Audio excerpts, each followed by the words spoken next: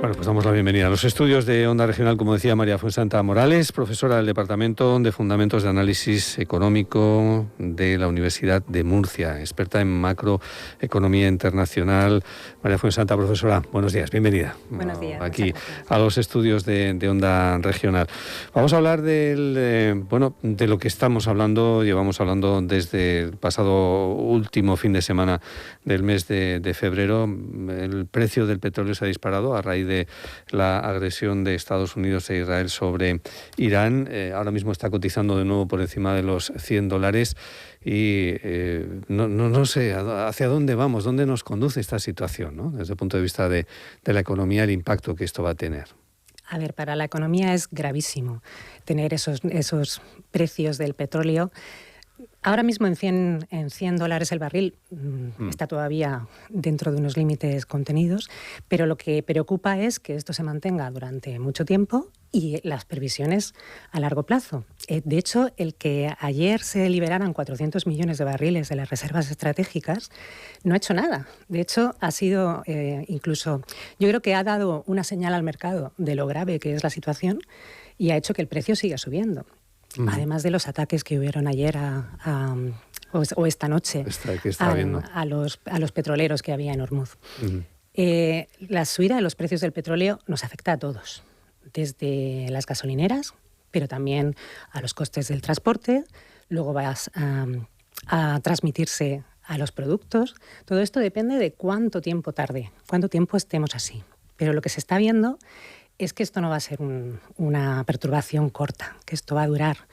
Y si dura, entonces empezará a afectar a la inflación y nos afectará a todos en el poder adquisitivo. Vamos a ser más pobres directamente. Hay un precedente, tenemos un precedente de que se avecina una crisis energética de este tamaño. Tenemos las crisis del petróleo de 1973, se habló mucho, hubo cambios en paradigmas de la economía internacional entonces, ha habido sucesivas también crisis, sin ir más lejos, la invasión rusa de Ucrania, pero no sé si las consecuencias van a ser, o estamos ya en un escenario de esas mismas consecuencias de febrero del año 2020, o 22, o esto todavía, no sé, si se puede de alguna forma reconducir o no, ¿de qué va a depender?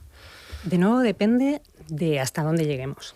Por ahora, las repercusiones sobre el petróleo y el gas son mucho menores por ahora que las que tuvimos cuando la guerra de Ucrania. En la guerra de Ucrania el petróleo estuvo en valores de $130 durante 9 meses y el gas subió muchísimo más. El gas está ahora mismo a $50-60 el megavatio hora y entonces llegó a 300. Entonces el efecto entonces fue más grave y más sostenido en el tiempo. Por ahora. Lo que pasa es que, claro, no sabemos lo que va a pasar con esta crisis actual. Esta crisis actual podría convertirse en algo incluso más grave si sigue estando el estrecho de Hormuz prácticamente cerrado como está ahora mismo. Porque no es solo ya el que no esté saliendo el petróleo de allí. Es que no es solo petróleo, es que hay muchas otras cosas que no están saliendo del estrecho, del Golfo Pérsico, que son vitales para la economía mundial, como son los fertilizantes, otros químicos, plásticos, son productos intermedios que se utilizan en la fabricación de muchos otros productos que si dejan de salir nos van a afectar muchísimo a la economía global. Hoy una de las últimas noticias al hilo de lo que comenta María Fuensanta es que efectivamente ya en los mercados internacionales los fertilizantes han subido un 20%. 70% había oído yo. Un 70% ha llegado ya a subir. Esto va a tener un impacto sobre las explotaciones agrarias y evidentemente sobre los alimentos. ¿Hasta dónde puede repuntar quizás la inflación ya este mes, por ejemplo, de marzo, ¿no? Con estas subidas de los carburantes?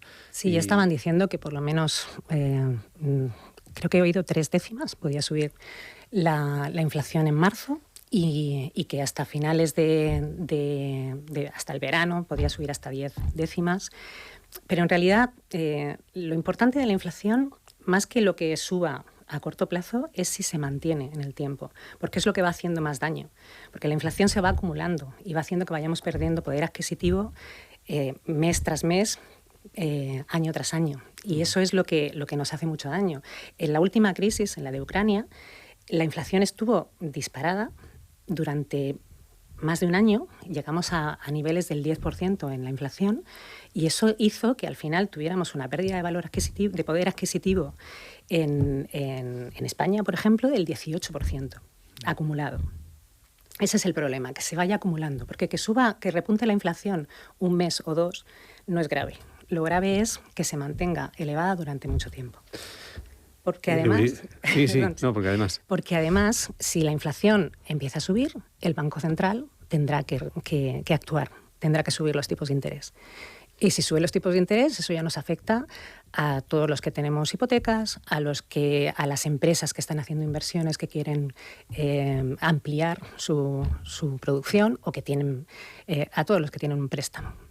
Estos primeros movimientos de crecimientos de los precios tan desorbitados, por ejemplo, en las estaciones de servicio, hay quien dicen que obedecen más quizás a movimientos especulativos que a los propiamente provocados por el hecho de que hayan subido los precios del crudo, ¿no? Hombre, eso siempre está la sospecha ahí de que las gasolineras pues se aprovechan, o más que las gasolineras, las distribuidoras. Se aprovechan de ese poder que tienen en el mercado y dicen, bueno, pues voy a subir el precio ahora, puesto que no tengo competencia. El problema también está que no es todo eso, porque sí que es verdad que los precios de la gasolina y el diésel se han disparado también en los mercados internacionales. No solo solamente ha subido en España, ¿no? Claro, y además me comentaba que me comenta la gente, bueno, está subiendo el petróleo, pero eso todavía no se ha traducido en diésel, no han hecho el diésel todavía. Claro. Ya, pero es que el diésel también está afectado, el mercado del diésel, porque la zona del Golfo Pérsico es uno de los mayores exportadores de diésel en el mundo. Entonces, si tampoco puede salir el diésel de allí, pues también está afectado el mercado del diésel. Ahí también ha habido nos fijamos en el Golfo Pérsico como si fueran solamente los yacimientos de petróleo, pero efectivamente hay una industria de refino potentísima, ¿no? Arabia Saudí, por ejemplo, con Aramco, que tiene ahí esa gran... Ellos son exportadores de diésel, de queroseno, y porque leía esta mañana, también me hacía gracia, porque parece ser que el diésel ha subido mucho más que la gasolina. Sí, está más cara en algunos surtidores. Y la explicación, aparte de que la demanda del diésel es mucho más inelástica, porque a lo mejor la gasolina pues se utiliza más para los vehículos privados, el diésel se utiliza para el transporte de mercancías, para el transporte público, es más difícil de recortar la demanda. Pero además es que España, por ejemplo, es exportadora de gasolina. Producimos gasolina, pero diésel muy poquito. El diésel lo importamos. Entonces ahí tenemos menos salida. Es más difícil de salir de esa... De esa espiral, ¿no? De ese bucle. De esa situación. Los países del Golfo Pérsico, hay algunos análisis decían, hombre, si puede terminar la guerra es al final porque las necesidades de los países del Golfo que acaben presionando sobre Estados Unidos no van a tener que ver nada con el petróleo, sino con los alimentos o incluso con el agua, ¿no? Porque son países absolutamente dependientes para la manutención de sus ciudadanos de las exportaciones que hacen, y todo eso pasa también por el Golfo Pérsico. Claro, ¿no? Eso también entra por el estrecho de Hormuz, lo que son las mercancías que les tienen que llegar a ellos. Y efectivamente lo que pasa es que, bueno, a lo mejor el petróleo es más difícil transportarlo de formas alternativas. Los alimentos, pues a lo mejor sí que se pueden llevar por avión, ¿vale? Pero claro, todo esto son mucho más caro. Efectivamente, esto es una cuestión de a ver quién aguanta más, porque es una situación que nos está apretando el cuello a mucha gente, a muchos países, a muchas... ¿Quién va a aguantar más? ¿Quién va a ser el que más presione? Pues ya esta mañana estaban también presionando en Estados Unidos a los republicanos. Los republicanos estaban presionándole a Trump diciendo que tenía que cortar esto porque aparte de que no tiene nada de soporte público el ataque a Irán en Estados Unidos, aparte se están dando cuenta de las repercusiones económicas que puede tener esto. Que se están provocando. ¿Podríamos hablar en un tiempo no tan lejano de entrar en recesión los países, si esto se prolonga? Claro, es decir, no ya solamente de tener el crecimiento del PIB, sino entrar en valores negativos. Sí. Sí, sin duda, porque esto es un shock negativo que está afectando, que va a afectar a la demanda, tanto desde el punto de vista de la pérdida de poder adquisitivo como de las posibles consecuencias sobre los tipos de interés. Los tipos de interés, ya algunos de ellos ya están subiendo por la prima de riesgo geopolítica que está suponiendo todas estas acciones bélicas, todo lo que está las pasando, acciones ¿no? bélicas. Uh-huh. Pero claro, si tenemos por un lado, subidas de precios que nos reducen el poder adquisitivo, hace que la gente consuma menos. Por otro lado, tenemos aumentos de los tipos de interés, eso también va a hacer que baje la inversión. Todo eso nos puede llevar perfectamente a una situación de recesión. Sí, esto no se soluciona. Se están hablando de diversas medidas que pueden tomar el gobierno.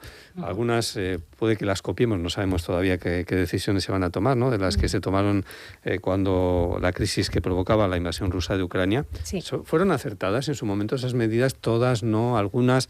¿Y ahora qué convendría hacer?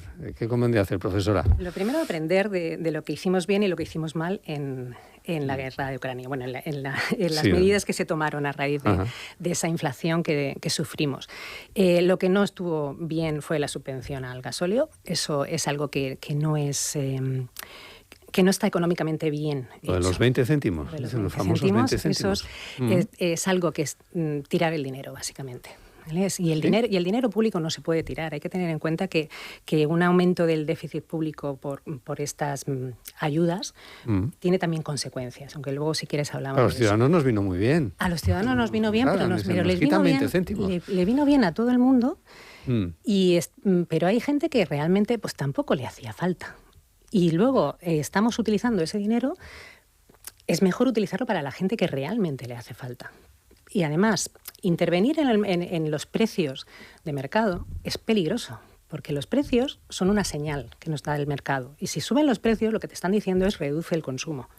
Porque si tu renta no ha aumentado y te están aumentando los precios, eres más pobre, deberías consumir menos. ¿Vale? Si nosotros intervenimos y cortamos eso, lo que estamos haciendo es retrasar el problema. Pero si el problema sigue ahí, pues al final nos va a dar en la cara y va a ser peor. De hecho, cuando la crisis del 73, en España se tomaron medidas para que no se notara los aumentos del petróleo. Sí, es verdad, se ponía precio a la gasolina y al gasoil. Y lo que pasó fue que cuando nos dimos cuenta de que aquello no se podía mantener eternamente, pues cuando tuvimos que hacerle frente al problema, la crisis fue mucho mayor. Entonces hay que tener cuidado cuando se dice, bueno, pues vamos a bajar el IVA al 0%. ¿Por qué no hacemos eso? IVA a los alimentos, sí, lo proponía el presidente de Mercadona. Sí. ¿Por qué no hacemos eso? Pues tiene sus problemas. Porque un alumno de primero de economía ya te lo diría. Si tú le quitas el impuesto indirecto en un mercado, ¿vale? El precio que ponen las empresas va a subir. Entonces, no toda la ventaja se la van a llevar los consumidores. O sea, no es que yo digo, venga, le quito el IVA a los alimentos para que las familias puedan consumir a un precio más bajo. Ya, pero es que las empresas van a subir el precio. Y una parte de esa ayuda que está dando el Estado se la va a llevar la empresa, en vez de que se la lleven los consumidores. Aparte, tienes que tener cuidado a quién diriges las ayudas. Si haces bajadas de impuestos generalizadas, lo que vas a conseguir es que la inflación suba más. Por ejemplo, bajar, una de las cosas que también se pide, ¿no? Que se baje el IRPF, exactamente, ¿no? O sí, deflactarlo, ¿no? Deflactarlo no estaría mal, porque es algo que viene ya de tiempo que deberíamos haber hecho, ¿vale? Las declaraciones de la renta, ¿no? Sí. Que siempre las deducciones no se han movido desde hace años, ¿no? Exactamente.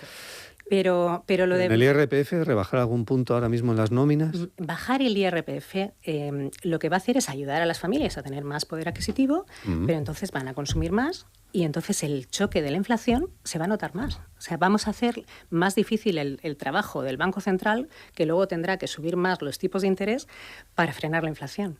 Entonces, hay que tener en cuenta, es lo que tiene la macroeconomía, que hay que tener en cuenta todas las repercusiones de una medida. Y bajar del 21 al 10%, por ejemplo, lo hizo el gobierno en la anterior crisis, ¿no? De la factura de la electricidad cuando se llegaba a determinados precios en los mercados. Sí, eso ayudó a las familias, pero de nuevo es generalizado. Es mejor hacerlo. ¿Qué hacemos entonces? Exactamente. ¿Qué hacemos?